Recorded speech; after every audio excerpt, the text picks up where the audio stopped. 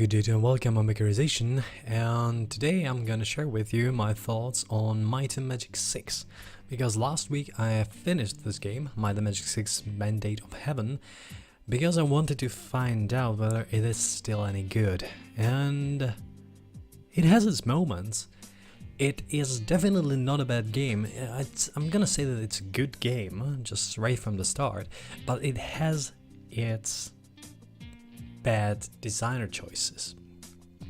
So let's start, let's say, with the UI. The user interface I really like. I really like this Might and Magic style where you have the guys at the bottom, you have everything towards the right, and you can see the buffs right next to each other. You can right click around the buff area to see how long it lasts and what all the buffs that you currently have on your group. I really like the fact that you can actually get more people, which means that you can hire 2 more extras, which are like support characters who give you slight bonuses. It can be just something like you travel 2 days less, or someone who can actually cook food for you, or you can go up to really useful ones such as the Scholar, which has 5% extra experience points, and identifies all items, which is pretty neat considering that you need mastership in identifying items in order to identify everything. The other things are, for example, Instructor with just 15% extra experience, that's really nice, or Master Healer, who heals you once in a day for everything. Every single condition can be healed. However, this master takes 50% of all gold you find, which is a lot, and I can't really think of a way in which I would be able to afford it earlier than in a real late game. However, this is really nice, and in general, I really like this interface that you can see right at the screen of the gameplay. If I talk about the interface itself of the characters, there is this character sheet, which is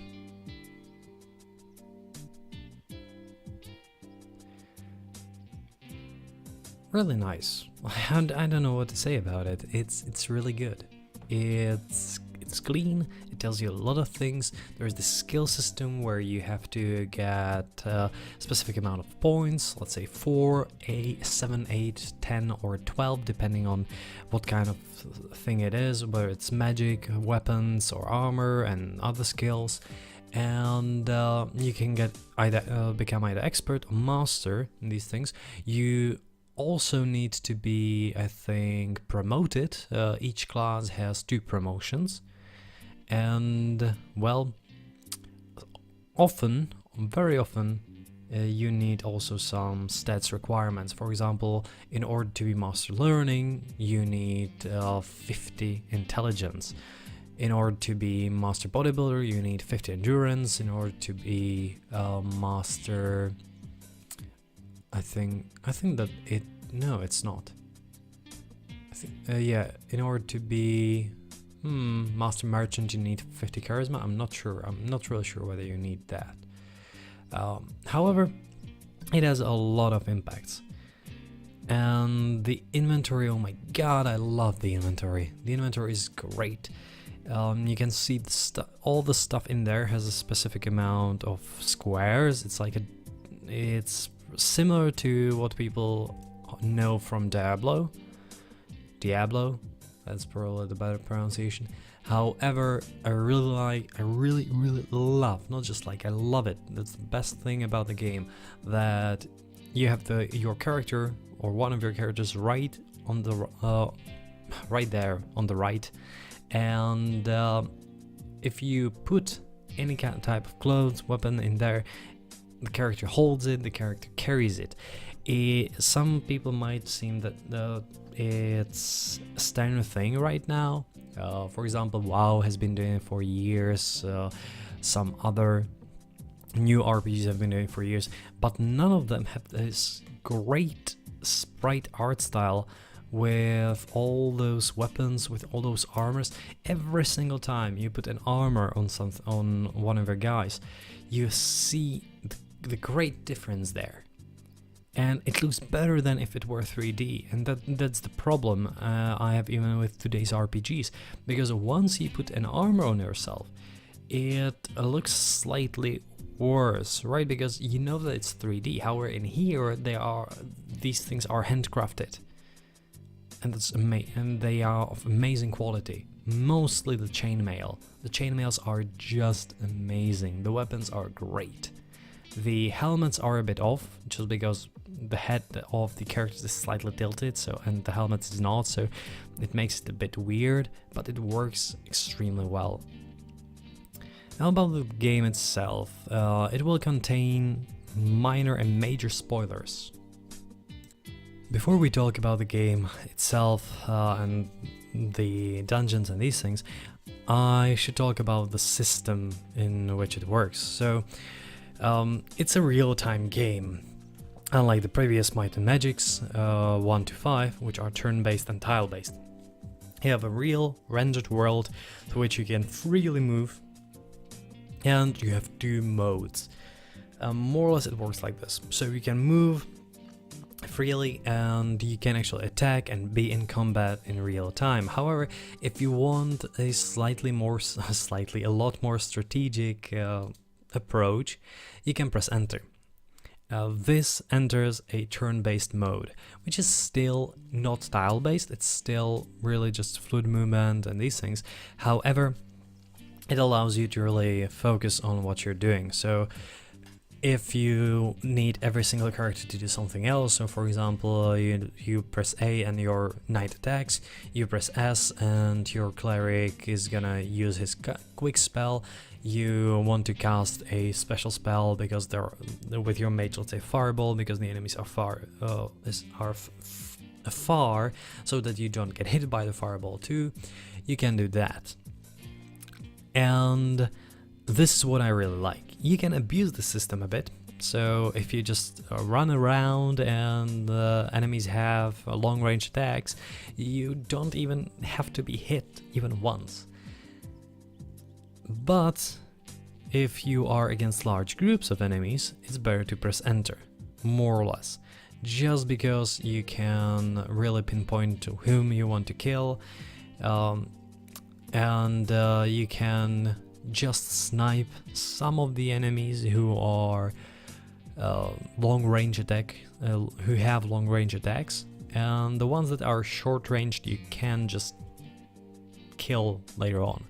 You are also a bit faster than the enemies are, which I really like, because you can kite them a bit, but it also means that you can run away if you are overwhelmed, and that might happen quite a lot of times.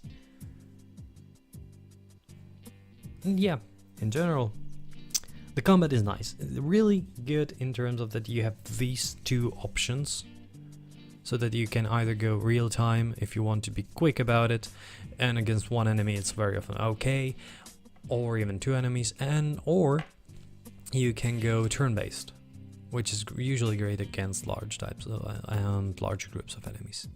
Really nice little touch. Of course, you start as a complete nobody. That's always. You are level 1 adventurer, even though in the intro you are more or less an inexperienced group, it seems. You've been through a lot. There is a character who is Falagar. I don't really know who that is, why he's there. I think I've met him once. You don't have to meet him the whole game. It's weird that you have this introduction. However, you feel like a complete nobody. And this will be a really minor spoiler right at the start. In New Sorpigal there are right away 2 dungeons you can visit. Both are part of the quests. One of them is the Goblin Watch, which is an old watch of New Sorpigal, which is currently occupied by goblins. I really like the dungeon. It's just not just full of goblins. There are, I'd say, 2 areas. In the first area, you just go through and kill the goblins, try to get to a chest with the key, or you have the key, I'm not sure, and then you have to go to the room which allows you to enter the other part, and there is a little puzzle which is really easy, but it's a nice way to start. The dungeon itself takes about an hour, and there's a lot of XP in there. It's really nice in design. The enemies are fine at the start. There are like 4 types, I think. So yeah, I like that one. However, the second one, which is the abandoned temple, is huge. That dungeon takes like hour and a half, I think, and it's really vast. The problem is that unlike the Goblin Watch, which has also some kind of verticality to its horizontal layout, this is more or less just horizontal. So running somewhere just feels like it's really long dungeon. And this is problem of this and a few other dungeons, but it's not just this problem. The game has a problem with quantity of enemies. Early on, very often you get ganged up by let's say first tier minions, which is sometimes fun, but for example in the Temple of Ba, which is the, let's say, 3rd dungeon you will ever visit, it's kind of rough because there are spiders. The largest spider can take quite a lot of punishment. There are skeletons. The largest skeleton can take quite a lot of punishment, and it can curse you, so that your guys can't use magic afterwards, or they can. However, there is 50% failure rate, and there in the dungeon there are 4 parts, or 4 caves in the lower floor, and in each cave there is probably like 100 enemies. And let's say that every 4th of them, maybe 5th, is one of the large tier. So we have 20 of the largest tier in there. And there are also priests who have long range attacks, so you have to kite them. And it takes a long while. And after you finish that, you actually go do their little puzzle in there, and every single time you manage to get 1 step closer in the puzzle, it spawns more enemies who are a lot harder to kite.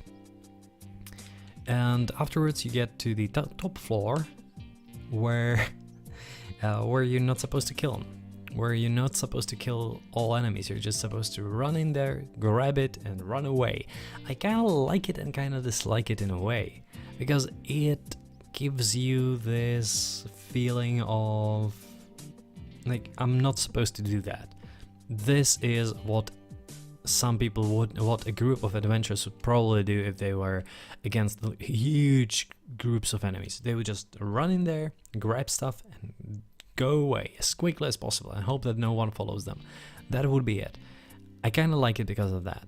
I kind of dislike it because the game is based around experience points, so by not killing guys you actually lose experience points. But that is a nice touch and a bad touch in a way. And the game is full of it. So about later on, the mid-game dungeons are probably the best things. The amount of enemies is okay. The difficulty of enemies is slightly above medium, I'm gonna say. And the dungeons have usually some kind of gimmick in them, so that's kind of fine. However, the late game dungeons have this problem with higher level enemies. So the amount of enemies is still the same or even higher, but they are adding enemies which have special effects. In those late game dungeons, there are 2 types of enemies which can kill you right from the spot. Like, they have ability Touch of Death, or what's that called? Just call it Death.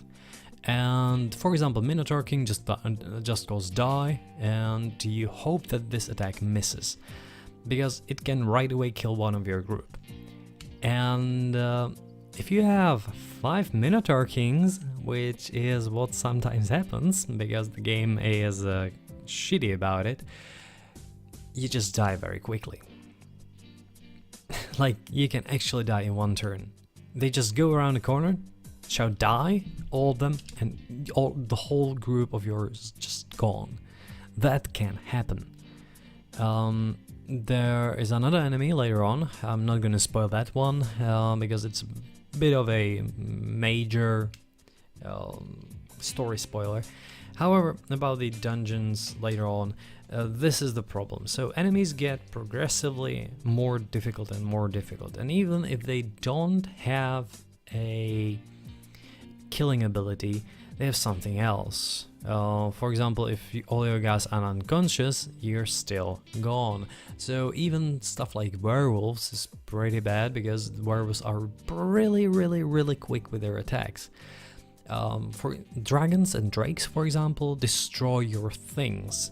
They just broke them. They don't destroy, they break them. So you have to repair everything a lot of times, and I just went around it and did the thing where all of my guys are masters in repairs, just because I really wanted to be quick with it. And as there are sometimes like 50 of those enemies who can actually shoot and who can actually destroy your stuff extremely quickly. So in one, let's say in one turn, which you don't have to have turn-based combat, it's just like, why am I even wearing this? And that's partially the problem of the game. It gives you problems, but it doesn't give you solutions. The solution is in this time micromanagement, so you have to just click on everything or right click everything that you want to repair, and that's repaired. However, it takes some time, and when every turn you have to do this at the beginning of each turn, it gets annoying. So it would be nice if there was something that would harden your gear. And well, once again, let's continue with the late game stuff, because as the difficulty of the enemies gets higher and higher, the amount of enemies gets more or less the same.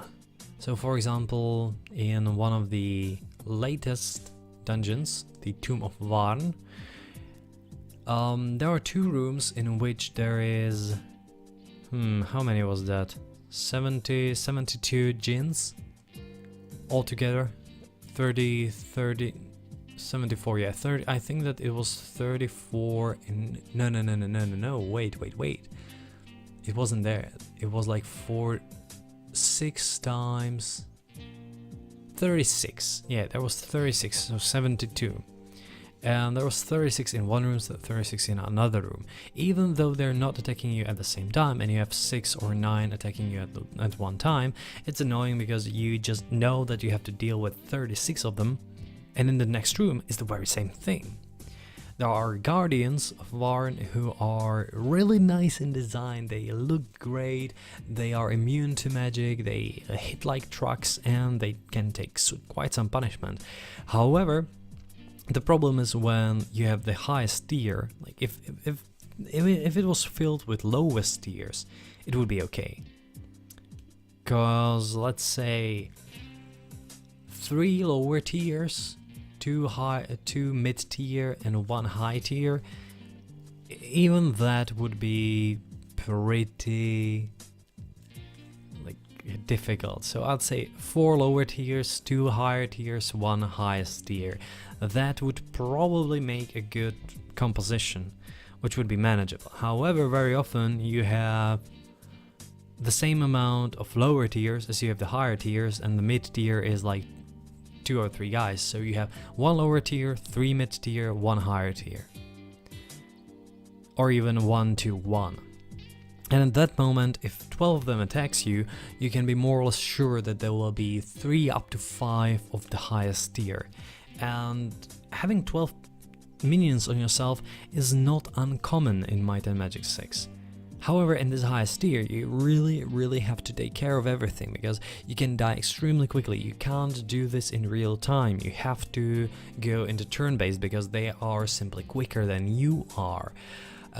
There are things how to change this, at least I realized later on that there are, because I dislike spell haste, because it doesn't really make a lot of difference when you are using it as a fire magic spell. However, if you are able to use it as a light magic spell on the master level, then, well, you're firing extremely quickly. Like, you can shoot and hit as quickly as 5 to 10 shots per second, probably. Maybe even faster. And that's insane. Insane. However, would I recommend this game even though it has these issues? Probably, yeah, I would. You can still get it for $10, even less, sometimes $5. And it offers 30 hours of gameplay at least, with high replayability. Just go and try to do it as for clerics. Go and try to do it as for druids. Go and that is impossible. Do it as for mages. That's nearly impossible to do. So there are these options, definitely, and it has some replayability, and it's still a good game. And a lot of new games could take a look at this and just say, like, okay, we could steal this idea because this is really good. We could steal this more tier-based idea about enemies. We could steal this inventory-based stuff. We could we could take a look at the design of dungeons, because some of them are huge and the design is really good in some of them. So let's use dungeons like this. Don't do these linear streamed experiences where Skyrim dungeons. Don't do that. Come on, take a look at Dark Souls.